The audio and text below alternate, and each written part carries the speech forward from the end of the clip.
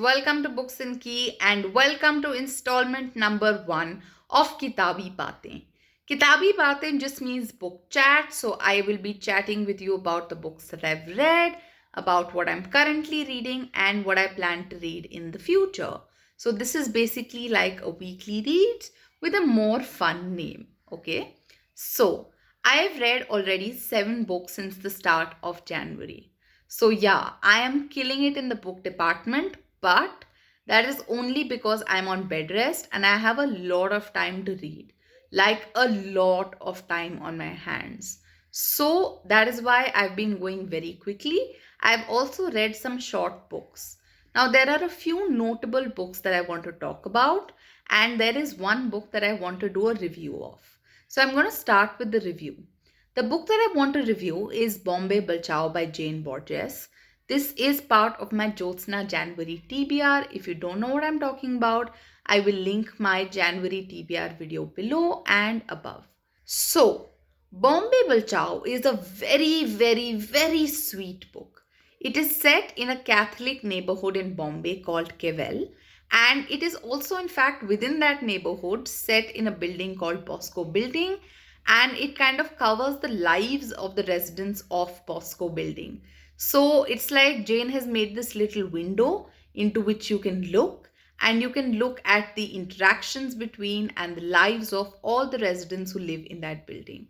The main character is a man named Michael, and we see him as a young boy, we see him in his adulthood, we see him as an old man, but this is not done in a linear fashion. You know why?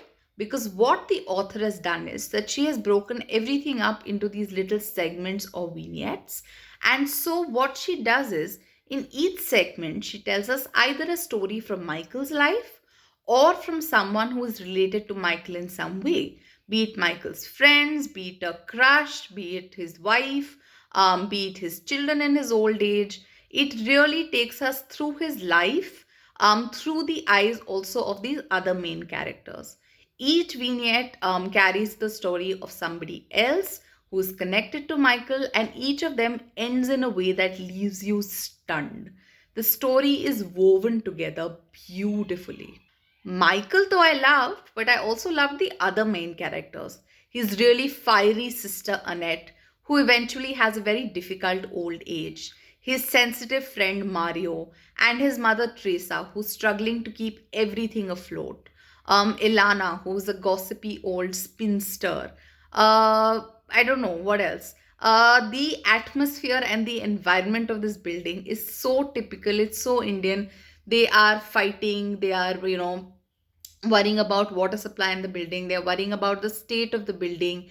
There are fights. There is making up.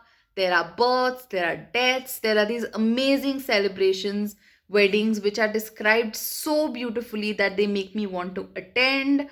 And the descriptions of food, oh my god, I would literally give my right arm or leg to be able to eat prawn balchao right now. It sounds that good. So yeah, this is a very well written book. I love the structure. I love the back and forth and the fact that it's not linear. I love each character. I love each character arc. I really am full of praises for this book. I don't have anything else to say. Yeah, so for me, Bombay Balchao is 5 on 5 stars.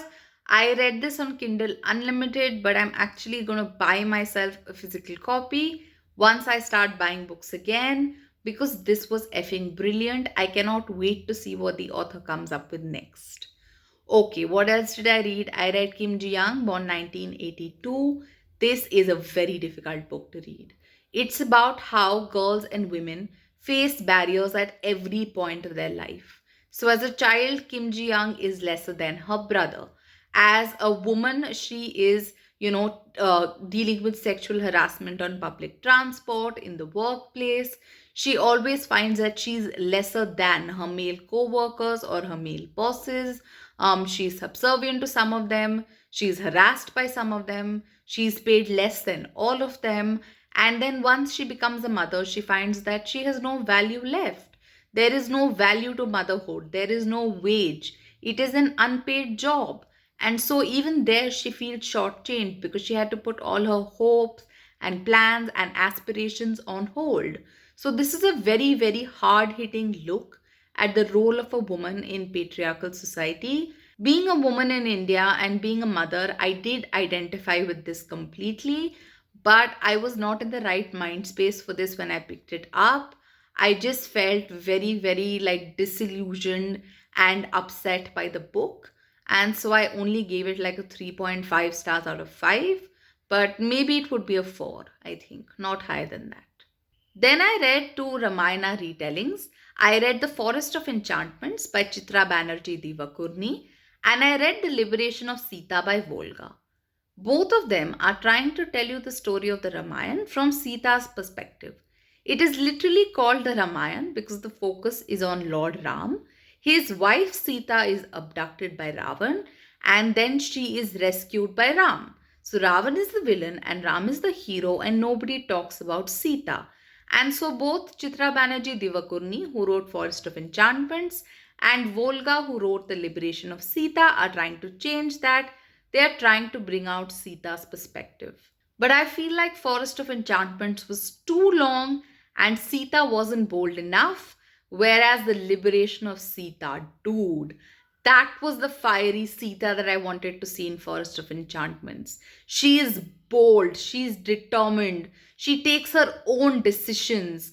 Once she is cast out of Ram's kingdom, which is not a spoiler because this is an epic that everyone in India knows about. She builds her own life again. She makes her own decisions. When she's asked to pass another chastity test, she says no. And she's able to understand herself and why she's making the decisions that she does.